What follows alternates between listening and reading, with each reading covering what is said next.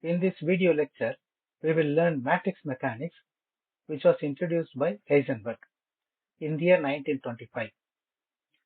Matrix mechanics is a formulation of quantum mechanics that represents physical quantities as matrices and employs matrix algebra to describe the behavior of quantum systems. This approach was one of the first complete formulations of quantum mechanics and laid the groundwork for understanding the probabilistic nature of quantum states, connecting directly to the Heisenberg uncertainty principle. The matrix mechanics was an algebraic approach employing the technique of manipulating matrices. The wave mechanics, on contrast, employed differential equations and has a basic partial differential wave equation at its heart. Matrix mechanics is concerned with discrete energy states and quantum terms supporting the Bohr's models of electron orbits. Matrix mechanics is a formulation of quantum mechanics created by Werner Heisenberg, Max Born, and Dr.A.JOHN in the year 1925. The matrix formulation was built on the premise that all physical observables are represented by matrices, whose elements are indexed by two different energy levels. It is equivalent to Schrödinger wave formulation of quantum mechanics, as manifest in Dirac's bracket notation, which we are going to see shortly. In matrix mechanics, eigenvalues represent the possible outcomes of measuring observables associated with quantum states. With this introduction, let us discuss the matrix mechanics. And of course, we know that the eigenvalue is given by operator A acts on psi, which is equal to eigenvalue lambda with psi. And we know that any wave function can be expanded in the expansion form sigma over I Ci psi I. Here the capital Psi represents the system and small psi I represents the collection of particles. And Ci represents the expansion coefficient. Now, you just substitute this equation here in this equation. So we will have sigma over I operator A Ci psi I, which is equal to lambda summation over I Ci psi I. Now multiplying on both sides by psi j star. Then we have Ci sigma over I psi j star A psi I, which is equal to lambda sigma over I Ci psi j star psi I. Coming to the right hand side, psi j star psi I. Suppose if I equals j, then this becomes psi I star psi I, which is equal to 1. So right hand side becomes lambda Ci. And left hand side, we have the operator A sandwiched between psi star j and psi I, which is nothing but our expectation value, which is denoted as a matrix element Aij. So operator Aij represents a matrix element, which is nothing but the operator A sandwiched between normal wave function and its complex conjugate. So left hand side is summation over I Aij, which is a matrix element, Ci, which is equal to lambda Ci. And this is exactly represented in terms of matrix. See here, you have a matrix here. And Aij represents A11, A12, A1n, row wise. Similarly, A11, A21, column wise, Ann. And what of Ci? Ci stands for C1, C2, Cn, which is equal to lambda Ci. Again, Ci goes with the column vector C1, C2, Cn. This is a matrix eigenvalue equation of the operator A. It is a n linear homogeneous equation, which is given by this expression. And this secular determinant must vanish for a non-trivial solution of this simultaneous equation, which is given by this. So we can get the eigenvalues, which is nothing but the energy. This is an n order equation in E. yielding the energy spectrum E1, E2, En. Knowing a set of eigenvalues, we can determine the corresponding eigenvalues using diagonalization of the matrix. So when you are going to diagonalize the matrix, we will get the energy spectrum for different wave functions. And ultimately our aim is to get the wave function and energy eigenvalue. And Heisenberg has attempted this one from Bohr's idea, which is given by the transition probabilities with atomic structure, which is given by this formula. It deals with the non-commuting quantities, and in generally, two matrices will never commute. Heisenberg matrix mechanics needs some matrix algebra, linear algebra, and Hilbert space. So we'll learn now matrix algebra. The simple idea is addition and subtraction. You are going to consider this matrix as A and this matrix as B, and you are going to add these two matrices. We know that every element of the first element will be added with the first element of the second matrix. And similarly, you can go with subtraction. And first element of matrix A will be subtracted by the second element of the matrix B. So A11 minus B11. So A minus B. This is represented in the equation 2.3. Generally, addition of two matrices can be written as CKL, which is equal to AKL plus BKL. And for subtraction, this can be written as CKL equals AKL minus BKL. Multiplication of a matrix A by a constant is given by, suppose when you are going to multiply this matrix with a C. So C times this matrix will give us CA11. Each element should be multiplied by each element. CA11, CA12, CAN1. For each element of A is multiplied by a constant. Two matrices, suppose we are going to multiply these two matrices. So you have a matrix A and you have a matrix B, and you are going to multiply these two matrices, then AB is given by this expression, equation 2.9. The commutative law of addition holds good for matrices such as A plus B, which is equal to B plus A. Associative law is given as A plus B in bracket plus C, which is equal to A plus B plus C in bracket. The commutative law of multiplication does not hold good. In general, AB is not equal to BA. This is very, very important relation in quantum mechanics. In general, operators will not commute with each other. Two matrices also will not commute with each other. So that is AB is not equal to BA. Special matrices. So under special matrices, first we will see what is a row matrix. We know that about row matrices, only row elements exist. And for any column matrix, only column elements exist. For null matrix, for 3 by 3 matrix, all the elements are 0. So it's called a null matrix. 0 multiplied by any matrix, which is equal to A multiplied by 0, which is equal to 0. We know already. Unit matrix is given by this expression. All diagonal elements are 1. Equation 2.17. So any matrix A multiplied by I, which is equal to identity matrix or unit matrix multiplied by A, which is equal to A. Inverse of matrix is given by this expression. A inverse is equal to I. A inverse A, which is equal to I, where I is the identity matrix. If a matrix A has an inverse, then A is said to be non-singular. If it is not, then it is a singular matrix. Transpose of a matrix. You are going to change the rows and column or column into rows. What we call this as transpose of a matrix. Consider now A matrix, 3 by 3 matrix. A matrix is given by this, and A transpose is you are going to change the rows into column into rows as it is given. Trace of a matrix. Just add all the diagonal elements. The sum of all the diagonal elements will give you trace of a matrix.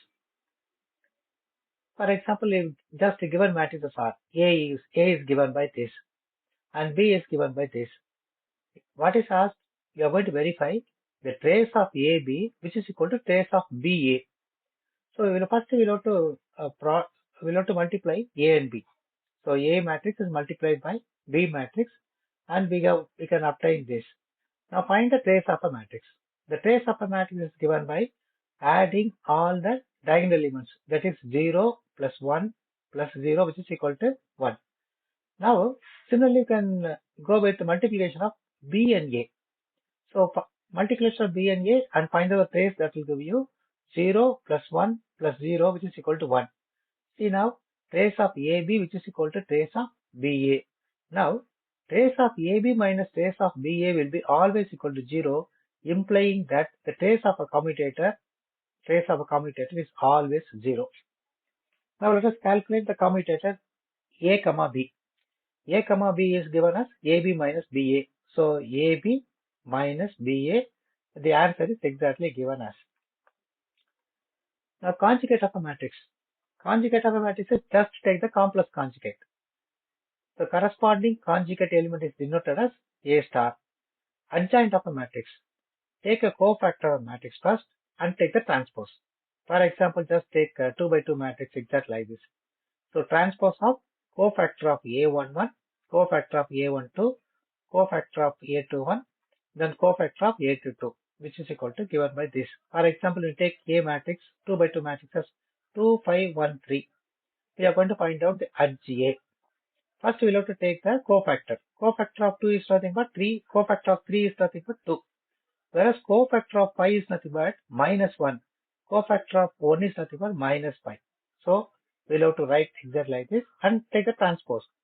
So, taking the transpose, that will give us 3 minus 5 minus 1, 2, which is the adj. This matrix is very important, Hermitian matrix.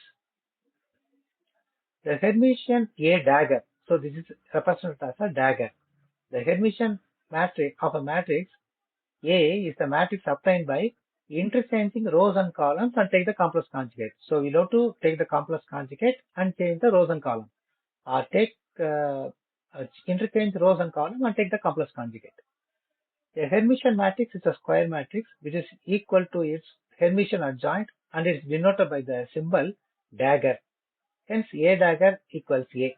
So A dagger is nothing but, consider a matrix A, you are going to take the complex conjugate and take the transpose, or vice versa, or take the transpose and take the complex conjugate. So only square matrix can be a Hermitian matrix. Very, very important one. The outcome of an experiment to measure a real observable must be a real number. Hermitian matrices would represent such observables as their eigenvalues are real. So all Hermitian operators will have real eigenvalues, which we are going to prove soon. Now, before that, we are going to introduce Ket and Bra notations, which was introduced by Paul Dirac. The quantum matrix theory can be done in a compact way by making use of notations discovered by Dirac. It is a useful notation due to Dirac, which is commonly used when binding with a Hermitian, unitary operator, and state vectors. According to his ideas, each dynamical state is represented by a certain type of vector known as Ket vector. It's denoted by this symbol. So ket vectors are denoted by this symbol. See here, this symbol, which is represented by a column vector. So all ket vectors are represented by a column vector. Correspondingly, its complex conjugate, that is for a ket vector, corresponding complex conjugate is nothing but a bra vector, which is denoted by this symbol, and this is represented by a row vector. Now we have a ket vector and a bra vector. Two spaces, ket vector and corresponding complex conjugate bra vector. Similarly, bra vector, the corresponding complex conjugate is nothing but a ket vector. So what we call this is dual space. So dual to each other. Now we'll come here. Hermitian operator. The operator representing any dynamical variable must be Hermitian, since this operator possesses only real eigenvalues. So as I said earlier, all Hermitian operators will give us only real eigenvalues. For example, you just take this matrix element. So we have, this is your bra vector and this is your ket vector. So your psi is your ket vector, whereas phi is your bra vector. So A is sandwiched between ket psi and bra phi. Now take the complex conjugate. You just take the complex conjugate. Taking the complex conjugate means just take the star here. So, as I said earlier, bra will become ket will become bra. See here, your psi comes here and your phi goes here. So earlier this psi as a ket. Now here psi as a bra. Phi was bra earlier. Now phi as a ket. Now you are going to take the complex conjugate. When you are going to take the complex conjugate, usually for the operator, this will become dagger. And just now we discussed that A dagger equals A. All Hermitian operators will be real eigenvalues. So real values. So your A dagger which is equal to A. So now this becomes phi A psi star which is equal to psi A phi, since A is a Hermitian. So this is the condition for any Hermitian matrix. Here the operator A is usually called as the matrix element of the operator. And generally A sandwiched between ket psi n and bra psi m star which is equal to, we are going to interchange. So psi n A psi m. Now in a wave mechanics we can write this as A sandwiched between psi n and the psi m star d tau which is equal to, now this can be written as A psi m whole star. Okay? So I can write this as A psi m star psi n d tau. Now A psi m star of star. When you are going to take the complex conjugate, again take the complex conjugate, you will get the real one, original one. So this can be written as, that is A psi m star of star will be the original one. So we can write this as psi n star A psi m d tau whole star. We can write this as a whole star, because A psi m star of star is nothing but A psi m. So these two conditions are very important. Now, which very important question is, prove that eigenvalue of Hermitian operator is real. Consider Hermitian operator A, and the eigenvalue is given by this equation. That is, operator A operates on ket psi n, which is equal to eigenvalue an with ket psi n. Now, taking the inner product. So, we are going to take the inner product. So, multiply with bra psi n. Inner product is nothing but bra psi n. So, I'm going to multiply on both sides by bra psi n. So, A sandwiched between ket psi n and bra psi n, which is equal to an is the value. So, you can pull it out. So, an and psi n with psi n. So, this is nothing but inner product. This is exactly equivalent to integration psi n star psi n d tau, which is equal to 1. So this value psi n with psi n, get psi n with bra psi n, answer is 1, which is equal to an. Now take the complex conjugate. When you are going to take the complex conjugate, we have take the complex conjugate of equation 2.27. We have this equation 2.28. Since A is a Hermitian, so we can interchange. See, and this is equivalent to an star. But we know that psi A operator operates sandwiched between psi n and psi n. That is, ket psi n and bra psi n star is nothing but A operator operates sandwiched between ket psi n and bra psi n. This is just now we have seen in the earlier page. So this is equal. If it is so, then we can say that an is equal to an star. See, if this condition is satisfied, we can say that an equals an star. The above equation is possible only when an is real. So it implies that an equals an star if capital A is equal to, that is, if the operator A equals A dagger. So the dual eigenvalues of Hermitian operator play a major role in quantum mechanics. Now we are going to just check if A and B are Hermitian. So A matrix is given as this. We are going to check whether A is a Hermitian and B is a Hermitian or not. We are going to check. First take the complex conjugate. You will get this expression. Now take the dagger. That is, you are going to change the rows into column into rows. So we will have this. We look at the A star, A dagger with A, both are equal. So we can say that A is a Hermitian. Now B is here, and you will just take the B star, which is given by this expression. Now B star of dagger, this is your B star of dagger. And look at this B star of dagger with B. They are different. So we can say that B is not equal to B star with dagger. So hence B is not a Hermitian matrix. So that linear momentum is a linear operator is Hermitian. And we know that the expression for linear operators is given by minus IH cross del. So we know already. Now just take the expectation value Px, and Px sandwiched between normal wave function and its complex conjugate, so which is given by this expression. Now we know that Px is given as minus IH cross d partial d by dx. You substitute here. Now we'll have to integrate.